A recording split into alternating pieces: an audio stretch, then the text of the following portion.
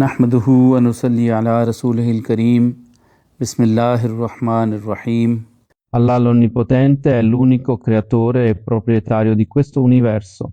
Allah ha determinato i fatti della vita e questi non possono essere cambiati. Se una persona comprende queste cose può mantenere la direzione della sua vita proprio su queste basi. Questo è il motivo per cui ho iniziato a compilare questi concetti nel contesto dei concetti islamici. Possa Allah concedere a me e a te la possibilità di trarne beneficio. Quindi iniziamo. Uno dei concetti è che Allah ha dato all'umanità l'autorità di scegliere tra il bene e il male in questo mondo. Ho dato un nome a questo concetto, l'autorità di decidere. Allah è il creatore di questo universo.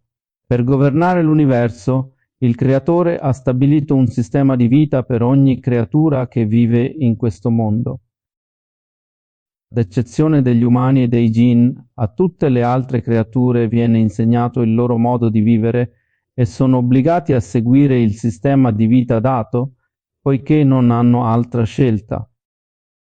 Il creatore ha anche stabilito un sistema di vita per gli esseri umani, ma per prendere una decisione giusta, Allah ha messo a disposizione degli strumenti appropriati per una guida completa, come ad esempio Allah ha creato l'istinto umano per distinguere tra il bene e il male, ha benedetto gli esseri umani con la saggezza per giudicare, ha inviato messaggeri per trasmettere messaggi agli esseri umani, ha rivelato libri sacri. All'umanità è stata concessa la possibilità di scegliere un percorso giusto o sbagliato in questo mondo grazie a una saggezza speciale. La vita mondana è per l'umanità una prova, l'aldilà invece è un luogo di ricompensa oppure di punizione.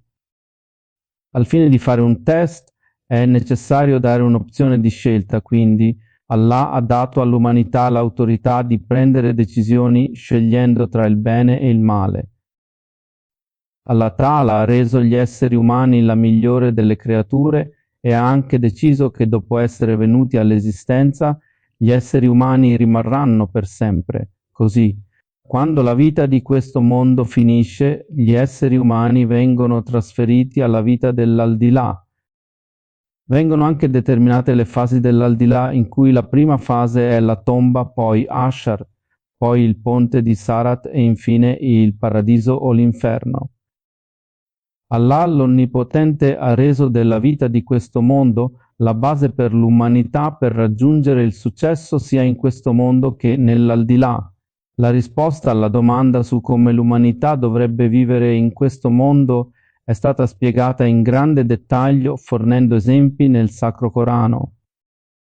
Anche nei tempi antichi, solo quelle persone che vivevano la loro vita mondana secondo il sentiero mostrato da Allah potevano avere successo nel mondo e nell'aldilà.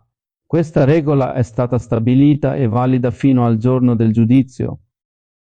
Gli esseri umani non devono usare il loro intelletto e altre capacità per creare un nuovo sistema di successo, invece dovrebbero sforzarsi di comprendere il sistema di vita definito da Allah e portarlo nella loro pratica.